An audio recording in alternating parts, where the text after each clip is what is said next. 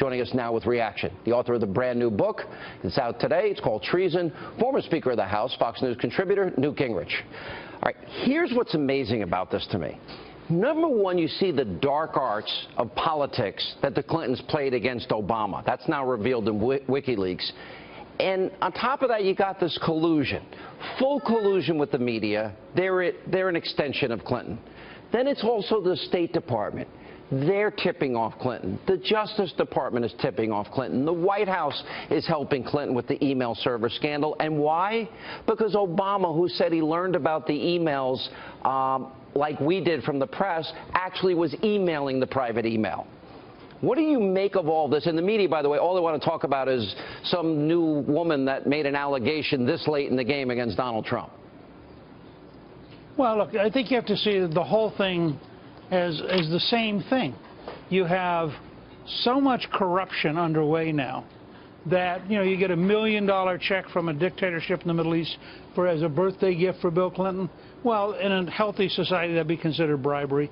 You get the richest man in Mexico donating millions of dollars to the Clinton Foundation, while he's also the major stockholder in the New York Times, which just happens to be doing everything it can to protect, Hillary Clinton. Can I just stop you? The $1 million check came from Qatar, a country that allows that its marital rape is legal.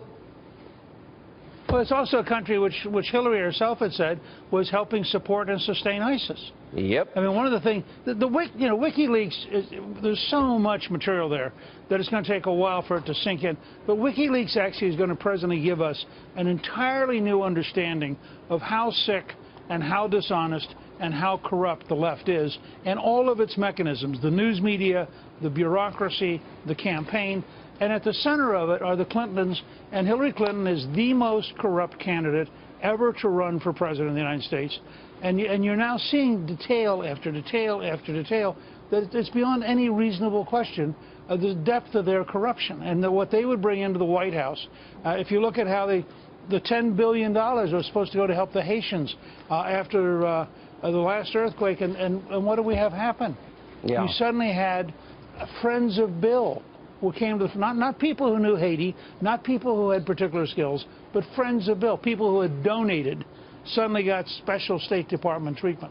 This kind of stuff's surfacing now in a way that I suspect the average American over the next week or two is just going to be sickened by the repetitive example of corruption. Do you think it's a coincidence that here we are 25 days out of a campaign, and then all of a sudden, out of nowhere, 6 women come out and make allegations against Donald Trump? 6.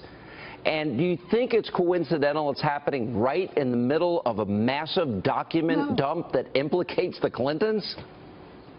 Look, if you're the New York Times or CBS News or the Washington Post, and you're desperately propping up the most corrupt candidate in history, you're going to reach for anything. I think it's actually funny today that the man who was cited by that first woman being on the first-class flight in the airplane 30 years ago actually came out of the woodwork, turns out to be British, said, yes, I was sitting across the aisle, no, she's a total liar. I mean, you know, these things are all going to unravel. But it gives the media a chance for a few days to try to suppress the Trump voter, and I think it makes the polls highly inaccurate because you get 3 or 4 days like this, a lot of voters aren't going to say Donald Trump's name when they're called by a pollster, but they will answer Donald Trump. This is why Rasmussen is very different from some of the polls, because it doesn't require you to tell a person what you're going to do. That's pretty interesting, and I like what you're saying. It took me 10 minutes to outline just the headlines of what is. There's so much here about collusion with the media, collusion with the State Department, collusion with the Justice Department, and the White House knowing, and Obama lied, and they're talking about erasing emails that are under subpoena. There's a lot here.